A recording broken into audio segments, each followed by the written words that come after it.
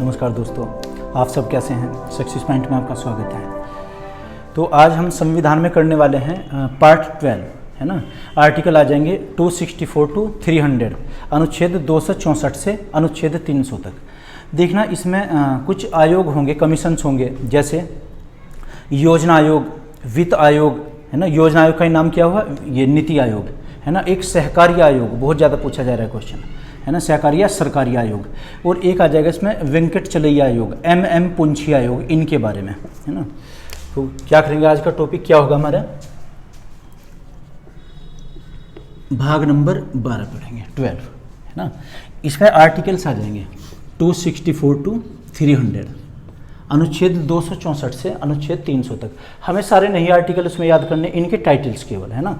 और इसमें भी जो इम्पोर्टेंट है 264, 266 और अनुच्छेद 280। क्वेश्चन ये आता है कि वित्त आयोग का उल्लेख इसमें 280 में। अब वित्त आयोग के क्या क्या कार्य होते हैं, उसका गठन कैसा होता है, वो चीज़ इंपॉर्टेंट है। तो दो इसमें जो आयोग होंगे, कमीशंस, वो बहुत ही इंपॉर्टेंट हो जाएंगे। एक तो वित्त आयोग और एक सहकारी आयोग, ठीक है ना। तो क्या क्या पढ़ा जाएगा, एक तो आर्टिकल वाइज ये सब कुछ, और क्या पढ़ेंगे, वित्त आयोग, फाइनेंस कमीशन, वित्त आयोग, सरकारी आयोग, वित्त आयोग और सरकारी आयोग। अच्छा, एक आ जाएगा इसमें एम पुंछी आयोग, एम पुंछी आयोग, वेंकट चलैया आयोग, वेंकट चलैया आयोग, है ना। और एक नीति के बारे में NITI, नीति आयोग, नीति कमीशन, नीति आयोग। इसी का पुराना नाम क्या था, योजना आयोग, प्लानिंग कमीशन, योजना आयोग, ये इसी का पुराना नाम है। तो इनके बारे में आज चर्चा करेंगे हम विस्तार से। इसमें इंपॉर्टेंट क्या हो जाएगा, वित्त आयोग, नीति आयोग, सरकारी, ये पढ़ना है। तो आर्टिकल किस में आएगा, 280 में, है ना। वैसे तो सभी आर्टिकल्स हैं, इनका टाइटल आपको बताया जाएगा।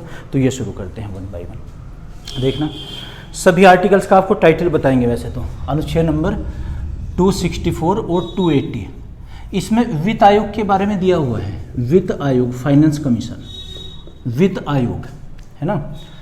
264 में वित्त आयोग के बारे में बताया गया है, और इसका गठन क्या कैसे होगा और इसके कार्य क्या क्या होते हैं ना, वो 280 में बताए गए हैं। अगर इन दोनों में से हमें एक आर्टिकल लगाना पड़ेगा तो 280 बताएंगे हम। 280 में विस्तार से बताया गया इसके बारे में, ठीक है जी। तो देखना, वित्त आयोग के बारे में ब्रीफली देख लीजिए आप पहले। वित्त आयोग का जो गठन होता है प्रत्येक 5वें वर्ष राष्ट्रपति महोदय करते हैं। प्रथम वित्त आयोग का गठन कब हुआ था, 1951 में। उसके अध्यक्ष कौन थे, केसी नियोगी। इसमें एक अध्यक्ष और 4 अन्य सदस्य होते हैं। फिर इनकी योग्यताएं होती हैं, है ना, क्वालिफिकेशन क्या, इसके कार्य क्या होते हैं और कार्यकाल क्या होता है ना। देखना, एक बहुत बड़ी कन्फ्यूजन की बात है इसमें। वर्तमान में जैसे चल रहा है 15वां वित्त आयोग, गठन कब हुआ था इसका, 2017 में। तो हमें ये जानकारी जैसे कि 5 वर्ष इसका कार्यकाल होता है। कभी आप 2017 में 5 वर्ष जोड़ दें, 2022 तक इसका कार्यकाल हो जाएगा, वो नहीं होगा। क्रियान्वयन का कार्यकाल अलग होता है, गठन का वर्ष अलग होता है। तो 15वां वित्त आयोग का गठन कब हुआ, 2017 में। लेकिन जब ये लागू होगा, ये 2020 से 2025 तक होगा। यानी कि 1 अप्रैल 2020 से 31 मार्च 2025 तक इसका क्रियान्वयन का वर्ष माने जाएंगे, वो अवधि मानी जाएगी। ऐसे ही प्रथम वित्त आयोग का गठन कब हुआ, 1951 में। तो ये नहीं कि उसका कार्यकाल 51 से 56 माना जाएगा, उसका क्रियान्वयन का जो वर्ष था 1952 से 1957 तक था, है ना। क्लियर है ना, दोनों चीज़ें हैं अलग अलग। ओके, तो इनके बारे में अब चर्चा करते हैं विस्तार से। देखना, वित्त आयोग, फाइनेंस कमीशन के बारे में। फाइनेंस कमीशन, तो वित्त आयोग क्या होता है। एक तो वित्त आयोग का गठन कौन करते हैं, राष्ट्रपति महोदय। राष्ट्रपति महोदय प्रत्येक 5वें वर्ष, वो नहीं कि 5 वर्ष बाद, फिर तो वो 6ठा वर्ष माना जाएगा, 5th year, every 5th year, 5वें वर्ष, है ना, राष्ट्रपति महोदय करते हैं। इसमें एक अध्यक्ष होता है, अध्यक्ष और 4 अन्य सदस्य होंगे। 4 अन्य सदस्य, एक अध्यक्ष और 4 अन्य सदस्य, कितने हुए हैं, 5 सदस्य हुए, है ना। अध्यक्ष की फिर योग्यताएं होती हैं, अन्य सदस्यों की योग्यताएं होती हैं। अध्यक्ष की योग्यता क्या, कि उसे ये सार्वजनिक मामलों और लेखों का ज्ञान होना चाहिए, है ना। अगर इसकी योग्यता के बारे में हम बात करें, क्वालिफिकेशन, सार्वजनिक आर्थिक मामलों का ज्ञाता, आर्थिक मामलों का ज्ञाता होना चाहिए। ये तो ये योग्यता, प्लस इसके अलावा संसद अगर चाहे तो और भी इसमें योग्यताएं जोड़ सकती है ना। संसद कानून बनाएगी, योग्यताओं से संबंधित और भी अन्य बना सकती है। जो अन्य 4 सदस्य, इनकी योग्यताएं क्या होती हैं, है ना, इनकी क्वालिफिकेशन, जो 4 अन्य सदस्य होंगे, तो एक तो योग्यता ये हो जाएगी कि वो किसी भी राज्य के हाई कोर्ट, किसी भी राज्य के हाई कोर्ट के न्यायाधीश की योग्यता रखता हो, है ना। जैसे हाई कोर्ट के न्यायाधीश की योग्यता क्या होती है, बात का नागरिक होने चाहिए, है ना, और उसे लगभग 10 वर्षों तक लगातार किसी भी न्यायालय में अधिवक्ता होना चाहिए, उसे एक या एक से अधिक न्यायालयों में 10 वर्षों तक ही न्यायाधीश के पद पर होना चाहिए, और अधिवक्ता भी, है ना, किसी भी कोर्ट में, चाहे वो सिविल कोर्ट में हो जाए, जिला स्तर पर हो जाए, ये उसकी योग्यता होती है। नंबर 3 उसमें यह भी है कि राष्ट्रपति की राय में पारंगत विधिवेकता होना चाहिए।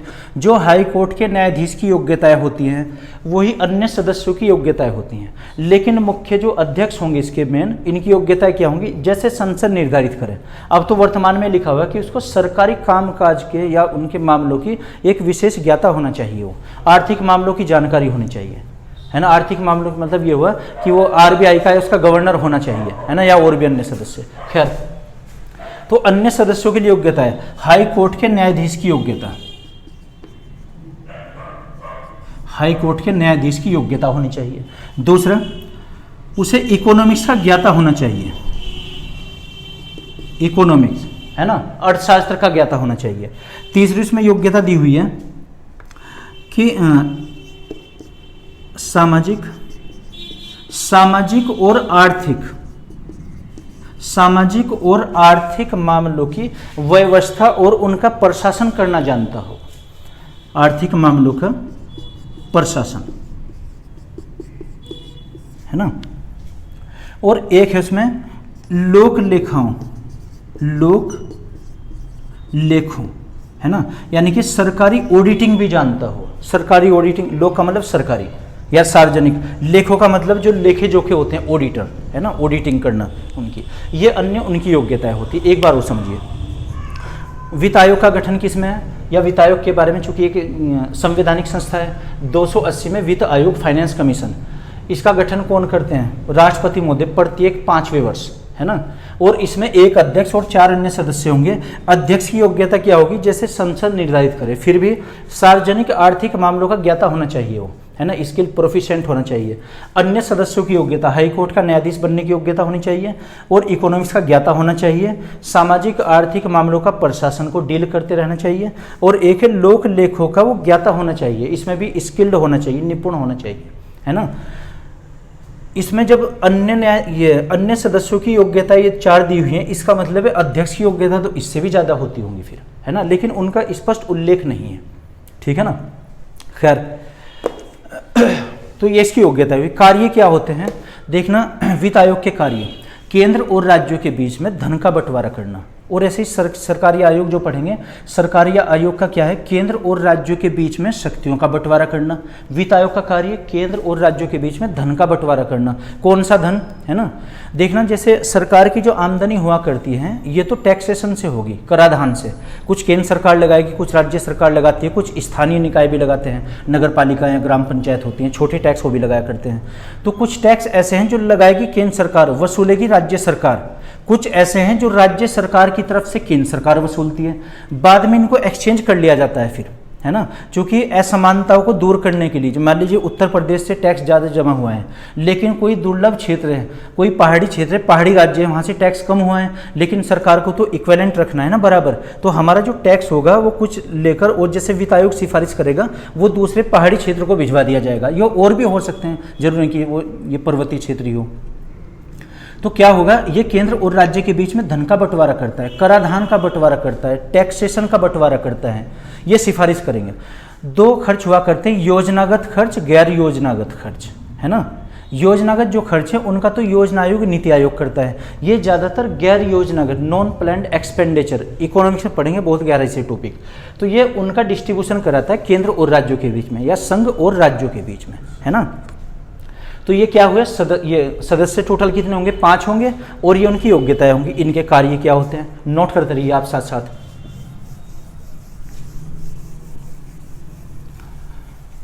देखना कार्य, तो केंद्र और राज्यों के बीच में धन का बंटवारा करना एक लाइन में। इसके कार्य क्या हो जाएंगे वित्त आयोग के? केंद्र और राज्यों के बीच धन का बंटवारा करना, केंद्र या संघ है ना, संघ तथा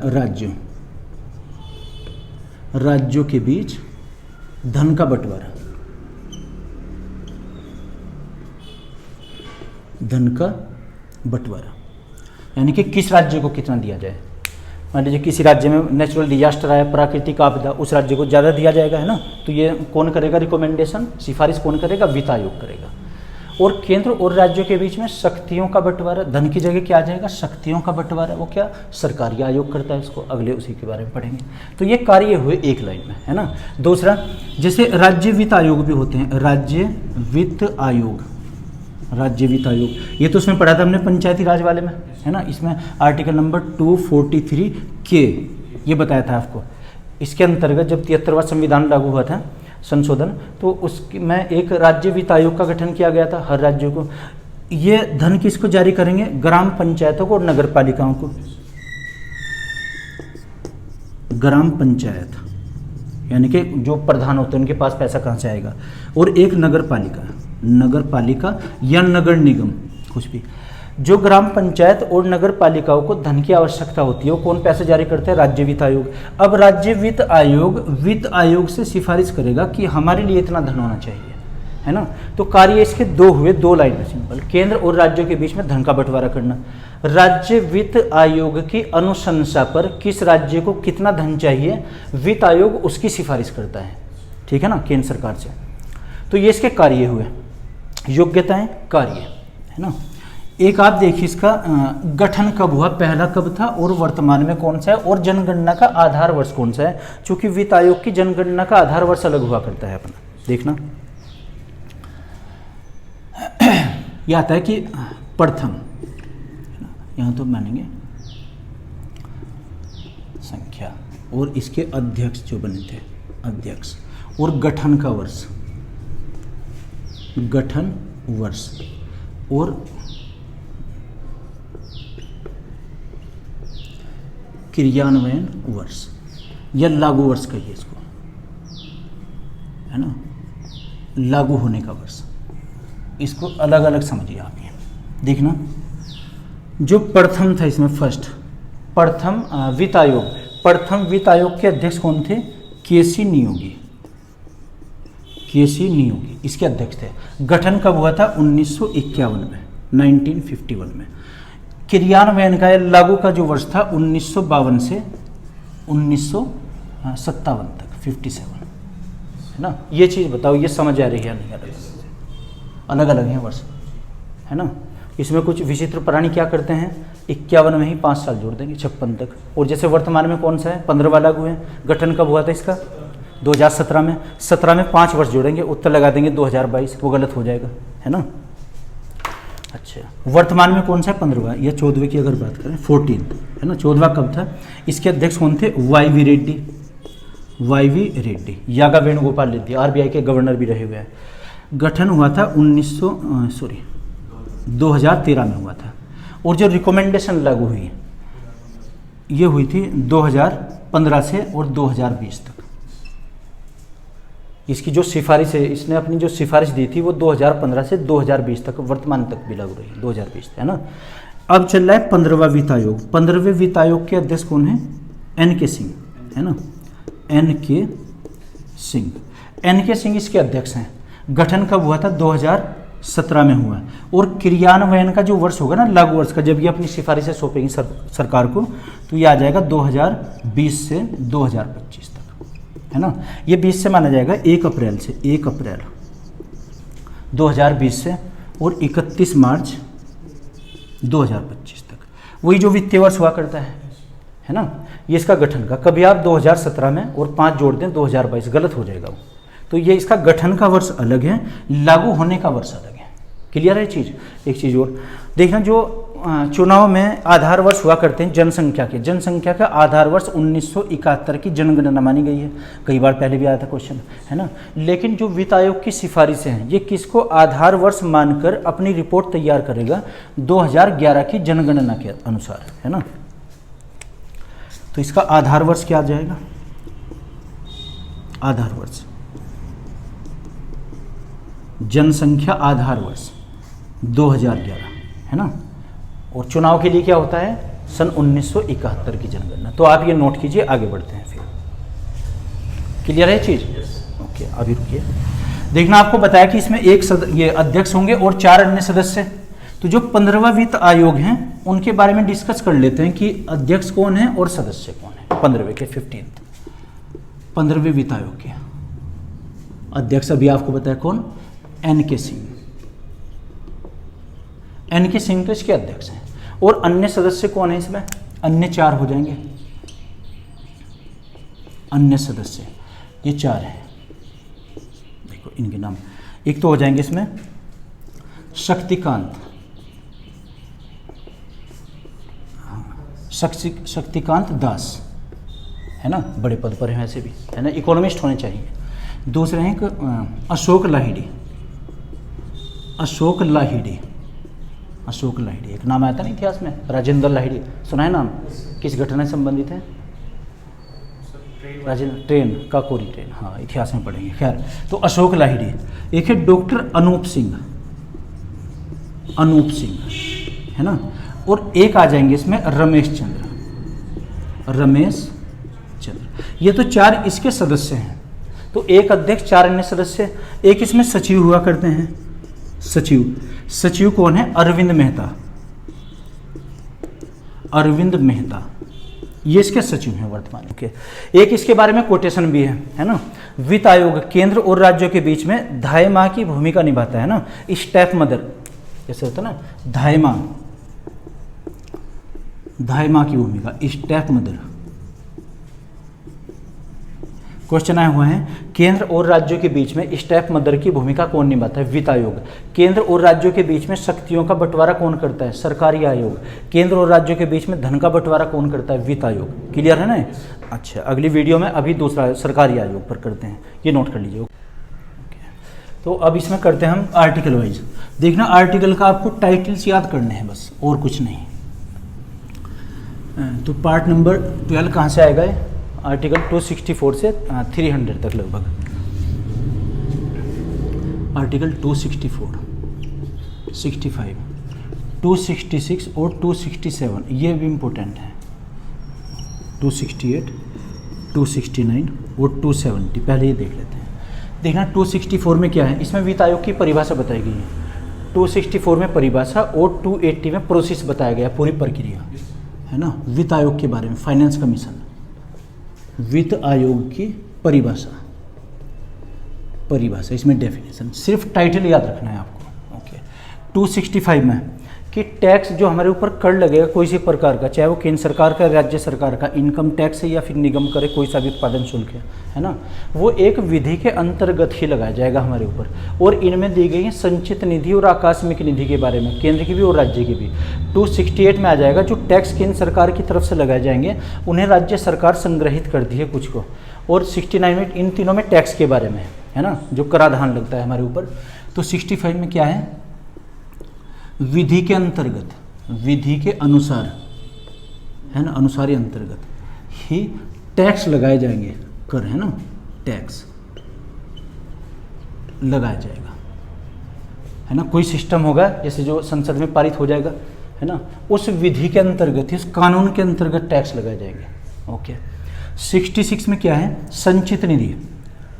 66 और 67 में संचित निधि और आकस्मिक निधि। संचित निधि का नाम क्या है, संचित या फिर समाकेलित, समाकेलित निधि, है ना, जो सरकार के फंड्स होते हैं निधि। इसको इंग्लिश में क्या कहेंगे, कंसोलिडेटेड फंड, कंसोलिडेटेड फंड। ये भी दो होते हैं, एक केंद्र का होता है, एक राज्य का होता है।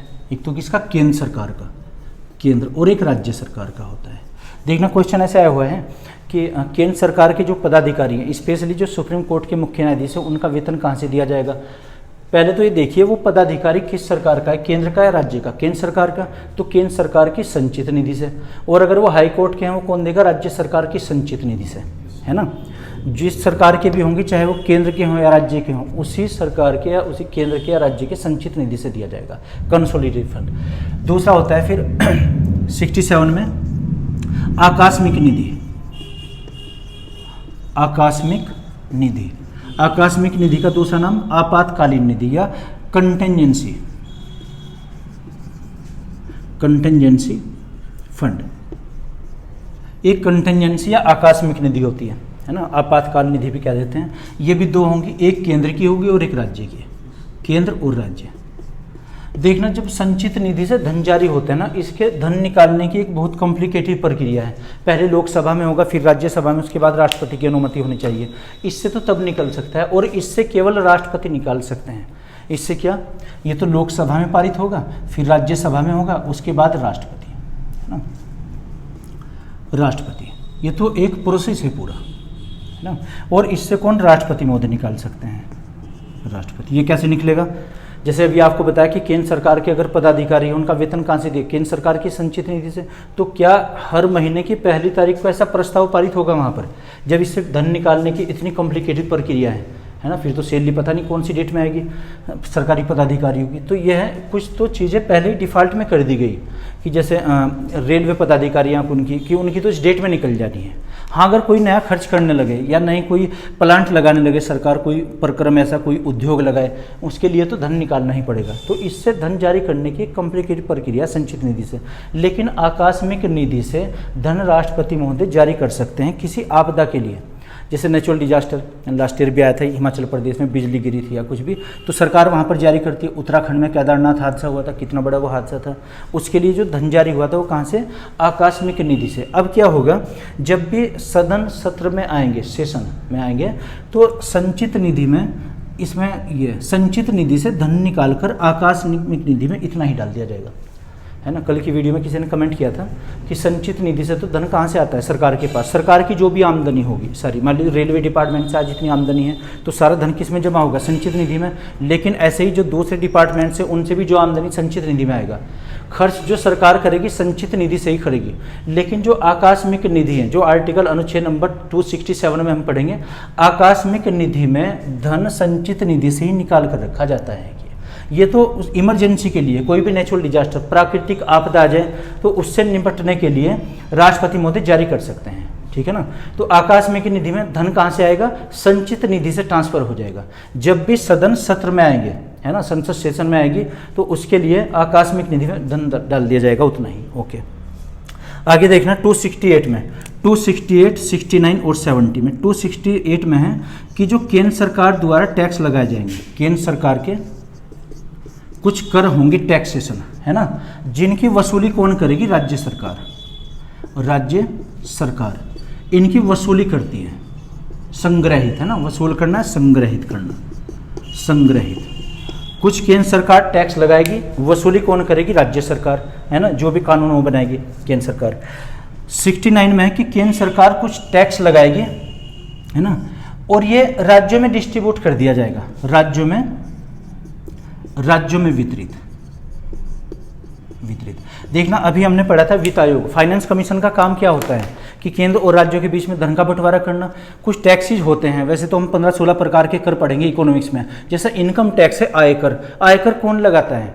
केंद्र सरकार। वसूलती कौन है? केंद्र सरकार। और जीएसटी स्टेट का मामला है, जैसे जीएसटी या फिर इसका जो पुराना नाम था सेवा कर, है ना, सर्विस टैक्स या बिक्री कर।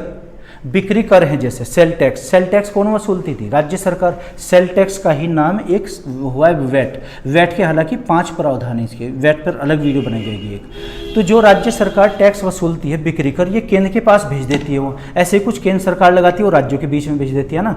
इसको, ये कार्य किसका है? वित्त आयोग का, फाइनेंस कमीशन का कार्य होता है, किस राज्य को कितना धन जारी करना है ना। तो कुछ टैक्स होंगे जो केंद्र सरकार लगाएगी और राज्य सरकार संग्रहित करेंगे, वसूलेंगे। कुछ होंगे जो केंद्र सरकार ही लगाएगी और वो राज्यों में वितरित कर दिए जाएंगे। कौन सा होता है? इनकम टैक्स सबसे बड़ा टैक्स है जो राज्यों में वितरित किया जाता है। और केंद्र सरकार को जो सबसे बड़ी आमदनी है, एक तो निगम कर से है, कॉर्पोरेशन टैक्स से, और एक उत्पादन शुल्क से, केंद्रीय उत्पादन शुल्क, सेंट्रल एक्साइज ड्यूटी, है ना। ये दो कभी पहले नंबर पर निगम कर हो जाता है, कभी पहले नंबर पर केंद्रीय उत्पादन शुल्क, है ना। तो ये तो केंद्र सरकार को आमदनी, और राज्य सरकार को सबसे बड़ी जो आमदनी है बिक्री कर से, इसका नाम क्या हुआ है, वैट कर, ये जीएसटी, है ना। तो ये राज्यों में वितरित किए जाएंगे। 270 में लिखा हुआ है केंद्र और राज्यों के बीच में कर कौन कौन से जा रहे हैं, टैक्सेस, केंद्र और राज्य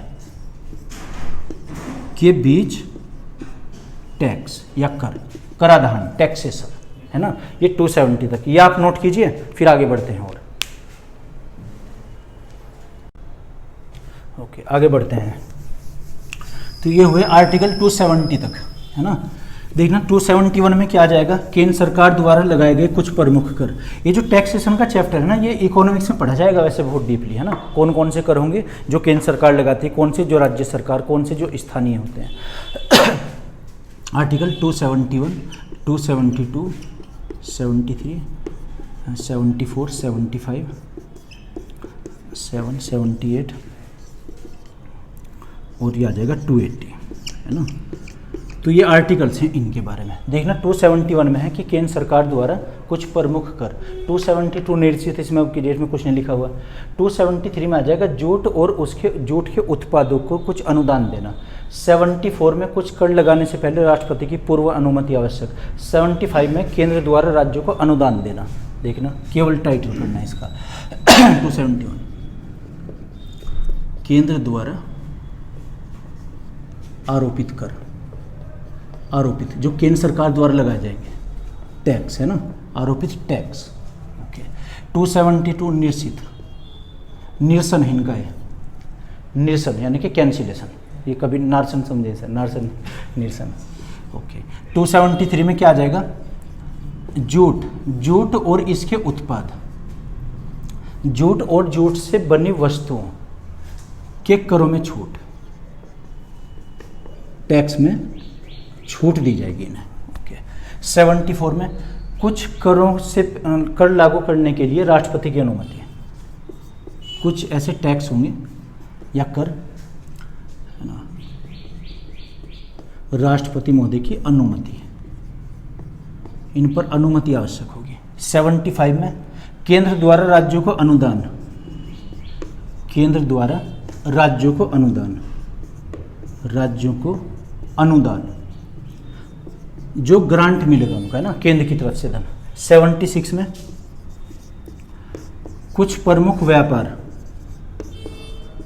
कुछ प्रमुख व्यापार। 77 में आ जाएगा, 77 में कुछ बचत होंगी, सेविंग्स, है ना, जैसे सरकारी पदाधिकारी आते हैं, कुछ वो बचत करते जाते हैं, ईपीएफ होता है, उसमें जमा हो जाएगा। खैर 78 में आ जाएगा जो अनुसूची 1 होगी, अनुसूची फर्स्ट, अनुसूची फर्स्ट के भाग 2 में, भाग बी में लिखे गए कुछ मामलों पर केंद्र और राज्यों के बीच में समझौता, है ना। अनुसूची ए के भाग बी में कुछ मामलों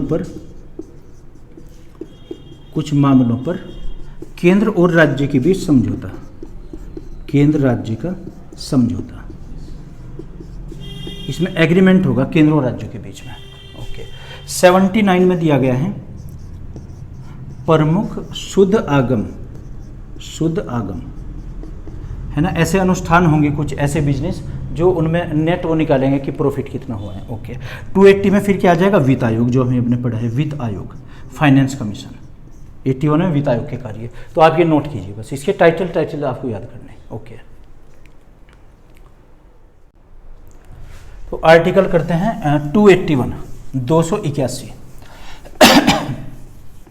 देखना 281 में क्या है, वही वित्त आयोग के बारे में कि वित्त आयोग की सिफारिश है ना, अपनी सिफारिशें किसको सौंपती है, राष्ट्रपति महोदय को, है ना।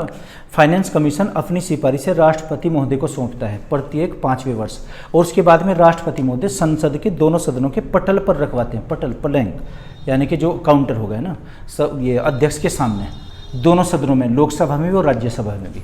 तो खैर आर्टिकल नंबर 281, 83, 84, 85, 87, 88, 89 और ये आ जाएगा 290, है ना। तो ये आर्टिकल्स हमें करने हैं, इनका टाइटल्स। तो 281 में क्या, वित्त आयोग की सिफारिशें, वित्त आयोग की सिफारिश है। ये जो अपनी रिकमेंडेशंस होंगी ये किसके, राष्ट्रपति जी महोदय के सामने प्रस्तुत करेंगे। किसको सौंपेंगे, राष्ट्रपति में। और राष्ट्रपति कहाँ पर, संसद के दोनों सदनों में, लोकसभा में भी और राज्यसभा में भी प्रस्तुत करवाएंगे उसको, है ना। 82 में देखना, 82, 83 में, 82 में ये होगा कि जो संघ सरकार और राज्य सरकार जो भी राजस्व वसूलेगी यानी कि टैक्स वसूलेगी उसमें से वो अपने खर्च भी कर सकती है, कुछ व्यय भी कर सकती है उन पर, है ना। तो 83, 84 में क्या कि जो सरकारी पदाधिकारी होते हैं वो एक संचित निधि या समाकलित निधि या आकस्मिक निधि की अभिरक्षा करेंगे, है ना। और 84 में दिया हुआ है, 284 में, कि जो सरकारी पदाधिकारी होंगे, लोक पदाधिकारी या फिर न्यायालय के पदाधिकारी, ये किसी व्यक्ति पर अगर मुकदमे का कोई फाइन लगाएंगे या फिर जमानत की राशि जमा होती है, कभी कभी किसी पर आर्थिक दंड लगा देते हैं, तो वो जो व्यक्ति कोई आर्थिक दंड के नाम से जो पैसा धन जमा करेगा उसकी अभिरक्षा करना, यानी कि सरकारी खजाने में जमा हो जाना वो, है ना। 282 में, इसमें तो वित्त आयोग की सिफारिश है। 82 में क्या होगा, संघ सरकार और राज्य सरकार,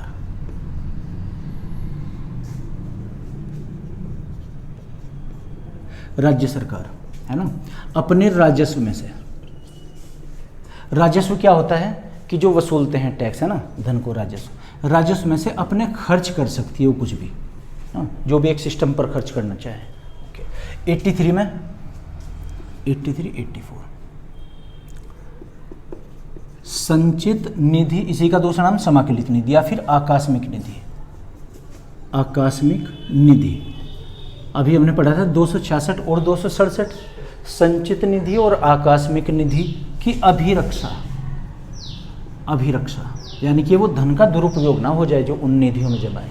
84 में जो भी लोक पदाधिकारी होंगे, लोक पदाधिकारियों द्वारा, है ना, वसूली गई धनराशि की अभिरक्षा करना, की अभिरक्षा। इसमें न्यायालय के पदाधिकारी भी आ जाएंगे, कोर्ट के, है ना। मान लो किसी पर फाइन लगा है या किसी ने जमानत अपनी राशि जमा की है ना, उसकी अभिरक्षा आ जाएगी। 85 में, 85 संघ सरकार की संपत्ति पर राज्य सरकार कोई टैक्स नहीं लगाएगी। संघ की संपत्ति, है ना, संघ की संपत्ति पर राज्य द्वारा कराधान में छूट दी जाएगी। ऐसा ही फिर इसका उल्टा भी है, राज्य सरकार की संपत्ति पर केंद्र सरकार द्वारा कराधान में छूट। ये कहाँ पर लिखा हुआ है, 289 में है फिर, है ना, इसी का है। ऐसे 86 में क्रय और विक्रय पर टैक्स, क्रय और विक्रय पर टैक्स, है ना। 87 में विद्युत आपूर्ति, देखिए जो हमें बिजली का टैक्स आता है इसमें सब्सिडी भी दी जाती है कुछ, है ना। इस पर ये टैक्स जो हम सेवा उसकी लेंगे तो सेवा का तो देते हैं हम ये, लेकिन इस पर कोई टैक्स नहीं लगाया जाता। विद्युत आपूर्ति पर, है ना, टैक्स में छूट दी जाएगी। ओके, 88 में है जल आपूर्ति पर टैक्स में छूट दी जाएगी। 89 में राज्य संपत्ति पर केंद्र सरकार कोई कर नहीं लगाएगी, केंद्र सरकार कर नहीं लगाएगी, टैक्स नहीं लगाएगी। और 290 में दिया है कुछ अन्य खर्च और पेंशन, है ना, जैसे पेंशन दी जाती है सरकारी पदाधिकारियों को रिटायरमेंट के बाद में, तो ये सब कुछ 290 तक लिखा है ना, इसको आप नोट कर लीजिए। आगे बढ़ते हैं, देखना आर्टिकल हुआ है 290। 291 में क्या है, उसमें कुछ नहीं, निर्सित है वो तो, है ना, कैंसिलेशन। 292 में केंद्र सरकार के उधार, 93 में राज्य सरकार के उधार धनराशि, है ना, ये आ जाएंगे। 91, 292, 95, 96, 97, 98, 99 और 300, है ना। तो आर्टिकल हमारे 300 तक हो जाएंगे, आपको टाइटल से याद रखने होंगे। देखना 291 में क्या, कैंसिल है तो निर्सित है, निर्सित, इसमें अब कुछ नहीं लिखा हुआ, है ना। 292 में संघ की उधार धनराशि, संघ की उधार देखना, जैसे संघ सरकार होती है या केंद्र सरकार उधार कहाँ से लेती है? वर्ल्ड बैंक से लेती है, आईएमएफ से, IMF international monetary fund, international monetary fund, मुख्यालय कहाँ है? वाशिंगटन डीसी में। इकोनॉमिक्स में पढ़ा जाएगा काफ़ी। तो केंद्र सरकार वहाँ से धनराशि उधार ले सकती है आवश्यकता पड़ने पर। और ऐसे ही 93 में क्या है? राज्य के उधार, जो राज्य सरकारों की उधार धनराशि होती है ना। 94 में है संपत्ति का उत्तराधिकारी, संपत्ति का उत्तराधिकारी। राज्य सरकार कहाँ से उधार लेगी? अच्छा, देखना, ये कह रहे हैं कि राज्य सरकार कहाँ से उधार लेगी। राज्य सरकार को भी आईएमएफ से और वर्ल्ड बैंक से ही मिलता है। सवाल यह है कि उधार क्यों लेना चाहती है, किस कार्य के लिए? क्योंकि अपने पर्यवेक्षक यहाँ पर सुपरवाइजर भेजते हैं फिर, है ना। और एक लघुकालिक होते हैं, एक दीर्घकालिक ऋण होते हैं। लघुकालिक शॉर्ट टर्म लोन और लॉन्ग टर्म लोन्स हो जाएंगे। जो आईएमएफ होता है, यह लघुकालिक ऋण जारी करता है, शॉर्ट टर्म लोन्स। 95 में इसमें भी संपत्ति का उत्तराधिकारी के बारे में दिया हुआ है। 96 व्यपगत की संपत्ति। व्यपगत की संपत्ति क्या? जैसे किसी और देश के कब्जे में या हमने दूसरे देश से ली है वो, है ना, व्यपगत कर ली, एनेक्स कर ली, उसको छीन लिया वहाँ से। जैसे कुछ विवादित होता है ना, चाइना और इंडिया के बीच में है ना, और वो समझो कि हमारी तरफ आ जाता है, या कुछ जो डिस्प्यूटेड सीमावर्ती देशों के साथ में होता है, तो उसका मालिकाना हक संघ सरकार का होगा, केंद्र सरकार का होगा, है ना। 96 में व्यपगत की संपत्ति। एक वो पढ़ा था आपने, व्यपगत का सिद्धांत, कहाँ पर? व्यपगत डलहौजी के शासनकाल में 1857 के विद्रोह में पढ़ी जाएगी वो। खैर, इतिहास की बात हो। 97 में है मग्न तट के बारे में। मग्न तट, मग्न तट क्या होते हैं? जो समुद्र के पास की भूमि होगी, जैसे जहाँ पर मछली पालन वगैरह करते हैं ना, जो अंतर्राष्ट्रीय सीमाएं होती हैं, ठीक है ना। मग्न तट पर संघ सरकार कुछ कानून बनाएगी, विधि बनाएगी। ओके। 280 में और 290 में, 280 में है व्यापार करने की शक्ति, व्यापार करने का अधिकार। ओके। 290 में आ जाएंगी कुछ संविदाएं, या संविदाएं होती हैं, कुछ प्राइवेट जॉब्स होती हैं ना सरकारी विभागों में, संविदाओं पर, संविदा ओकेशन पर। और 300 में आ जाएगा कि सरकार बिना विधि के किसी भी व्यक्ति को उसकी संपत्ति से वंचित नहीं कर सकती, है ना। सरकार विधि के बिना